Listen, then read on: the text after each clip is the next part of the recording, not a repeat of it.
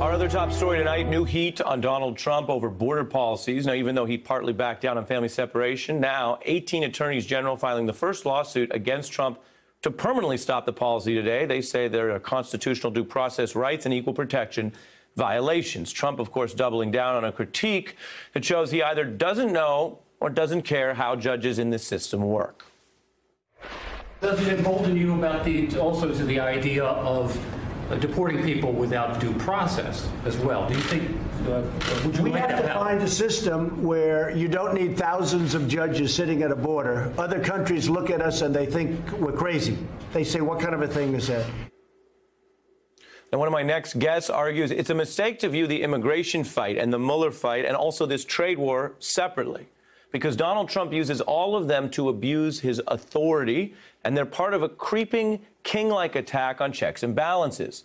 Consider that when you look at Trump doing something today that would literally be illegal if Congress passed a law to the same effect, targeting a company, Harley-Davidson, to be taxed like never before because it's responded to his own trade war by moving production overseas. So let's get to these guests. I'm joined by Mike Murphy, an MSNBC political analyst with Republican experience, Jake Homan-Duri, an analyst with Democratic experience, and Christina Greer, a fellow at NYU's McSilver Institute.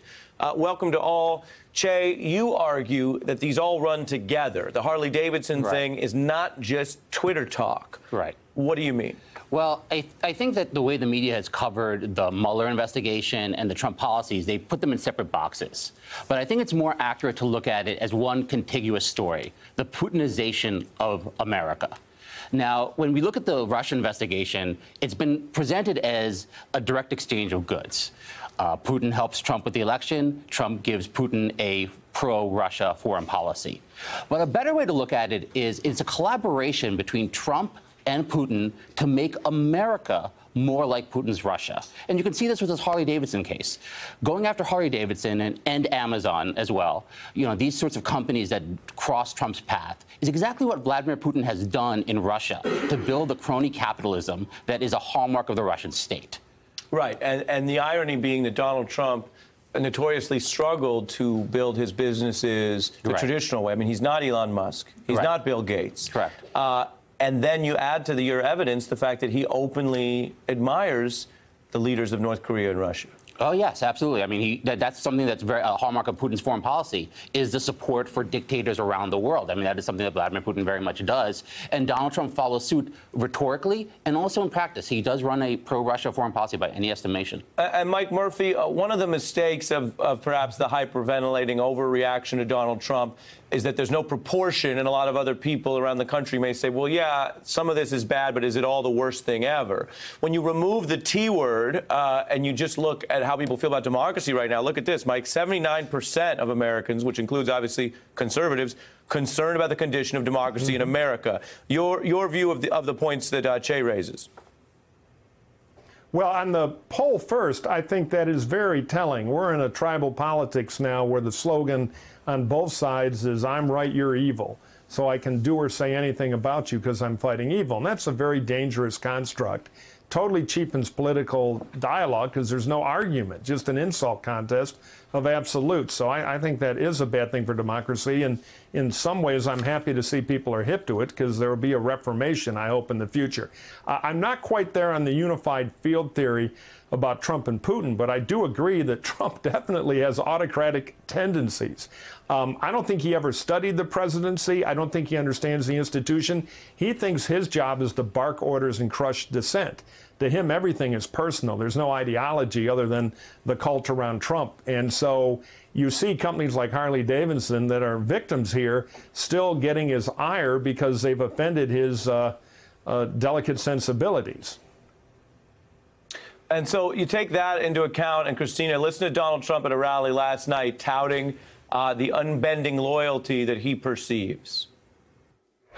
So this announcer says, what can he do? And you've heard me say this, because this happens a lot.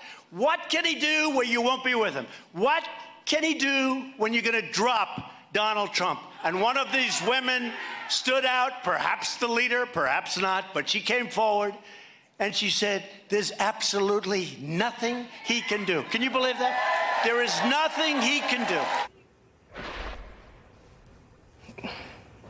So this is, you know, I think I disagree with the right versus evil. I mean, in so many different ways, what Democrats are saying is, you know, they're on one side, and supporters of Trump are saying we can take thousands of children away from their parents with no receipts. I think Trump sort of consistently going to his rallies, which he needs because he's a boy king and he thinks that the presidency is just him marching around demanding things. He's never had a board of directors, as I've brought up before. But I think what's really important to remember are the words of LBJ, where he was very clear when he told his colleagues that if you convince the poorest white man that they're better than the Negro, you can pick his pocket all day long. And I think for many Trump supporters, working class and also middle and upper class, he's convinced them that immigrants are the enemy. Mexicans explicitly are rapists and terrorists and vermin, which he's stated several times.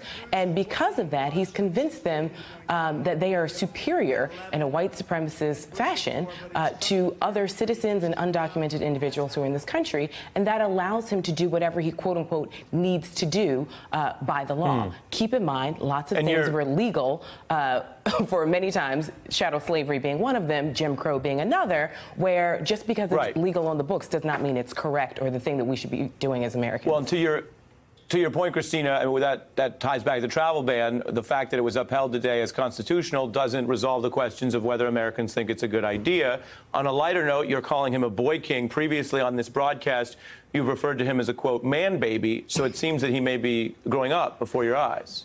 Well, for these purposes, I think about him and his wife, and her anti-bullying campaign clearly is not working. Hashtag be better, Melania, because this is a man who goes to Twitter, right, to talk about not just Yelp reviews of restaurants, but to actually, you know, not even thinly veil a sitting member of Congress. I mean, I think we've moved beyond the point where this president doesn't understand or respect the office of the presidency. And we know the only way this Constitution is going to work is if we have an equilateral triangle of Congress, the courts, and the president working together. And we're seeing the president take the store. And let me get responses from Mike and then Che.